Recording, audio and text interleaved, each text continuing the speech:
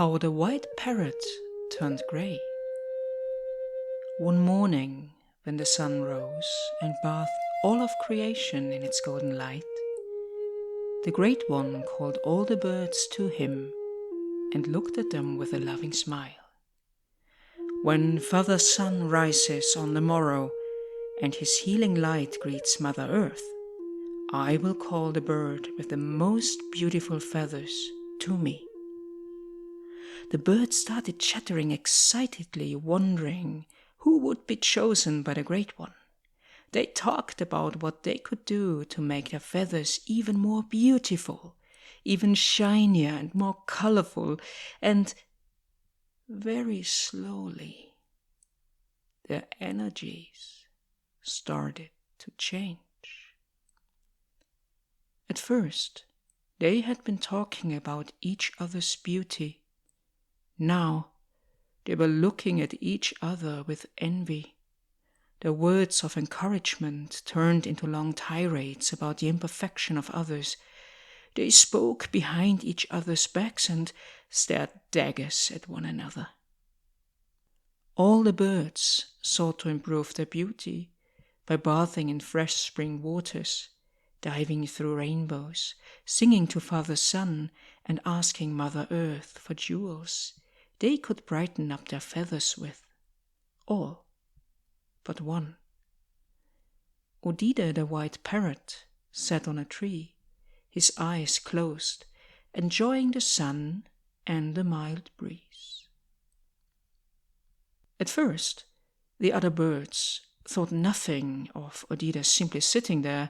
Then they became uneasy and started wondering why he was doing nothing while they were trying with all their might to improve their looks and appearance, and fear began creeping up in their hearts, and they decided to play a trick on him. They flew up to a volcano and gathered some of the ashes that were lying on the ground near the top. Grandfather Magma was watching them with knowing eyes, sighing deeply. Then the birds hid in the trees of the forest Odide called home, and when he flew by later that day, they dumped the ashes on him, laughing and cackling.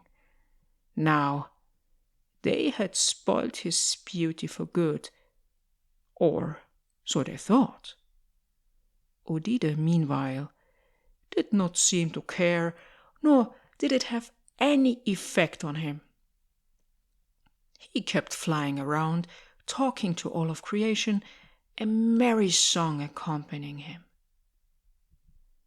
The other birds grew even angrier than they had been before, and flew to a sorcerer who lived in the darkest part of the forest, the one where the only light that is ever seen is the one cast by the fire the ancient sorcerer uses to brew his concoctions and prepare his charms. They told the sorcerer about Odide and asked him to turn his shiny white feathers blood red. The sorcerer looked upon them with ancient eyes that did not remember the light of day, and did what they had asked of him. The birds started singing triumphantly. Now, that white parrot would not dare to show himself before the Great One. Feathers heavy and grey with ashes, blood-red tail feathers. He would not be courageous enough to come. He would not show his dirty feathers to the Great One. When Father Sun rose to give Mother Earth a good morning kiss, the birds sat down on the trees around the Great One. One by one they came, and when Odide flew in and landed on the Great One's knee, the other birds gasped. "There you are, Odide," said the Great One. He looked at the parrot. "You are indeed the most beautiful of them all. For true beauty is found within the heart and not on the outside. Much harm has been done to you, and yet you answered my call, unwavering, sharing your heart's light without hesitation.